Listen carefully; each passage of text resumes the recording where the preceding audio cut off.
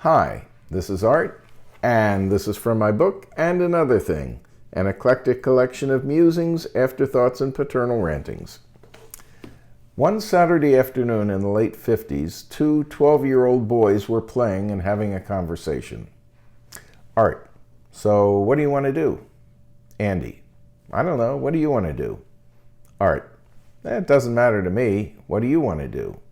Andy, well, let's do something. What do you want to do? Art, I'm up for anything. What do you want to do? Andy, let's smoke. And so my friend Andy and I went around his house checking all of the ashtrays for cigarette butts, of which there were plenty, and that was the first day that I partook of that aromatic delicacy. When I was growing up, I had an uncle named Isidore. He was married to my father's sister, Aunt Rose.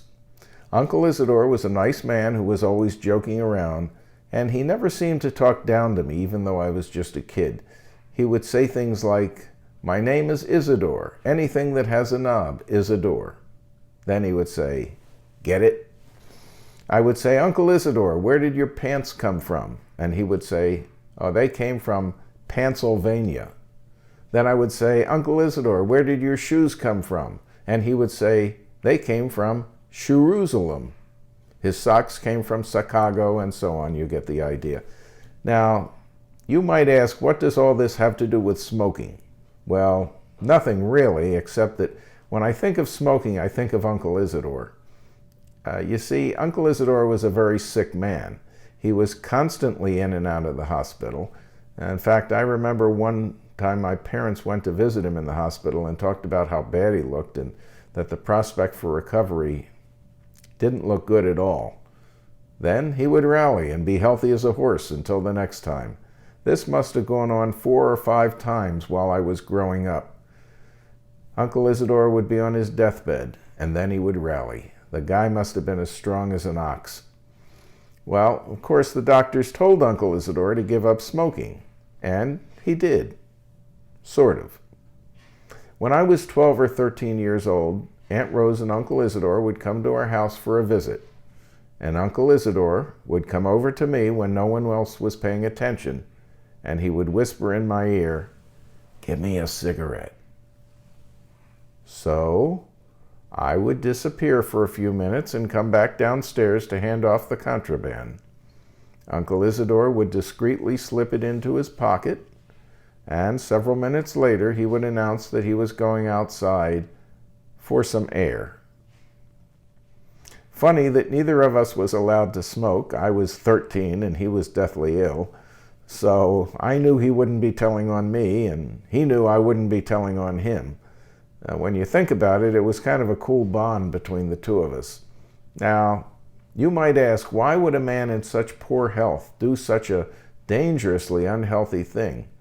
In fact, some people might even ask, why would anyone do such a dangerously unhealthy thing? The answer is that smoking, at least for me, I haven't done it in over 25 years, was one of the most pleasurable things in life. More than eating food, more than drinking alcohol, smoking wasn't just addicting, it was like breathing. In those days, smoking was something that almost all grown-ups did. We did it at home, we did it at work, we did it in the car, we did it in restaurants and while waiting in line at the grocery store. We even did it in the doctor's waiting room. And yes, there were ashtrays there to accommodate. No one said, "Ooh, put that nasty thing out," because everyone smoked. If you didn't, you were in the minority. Everyone smoked everywhere, period. There was even a commercial on TV that said, "If you have a cold, smoke Cools." They're mentholated. That's right. The ad suggested that smoking Cools brand of cigarettes was actually good for you if you had a cold. We just didn't know any better. So, do I miss it?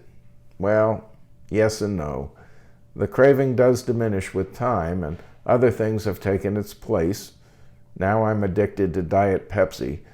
But even now, once in a while, I think to myself, man, wouldn't a cigarette be good right now? But as I said at the time, we just didn't know any better. I hope you like my vlogs, and if you do, you can become a subscriber at the bottom of your screen. It's free, and it'll help me out. And don't forget to give me a thumbs up, too. Thanks.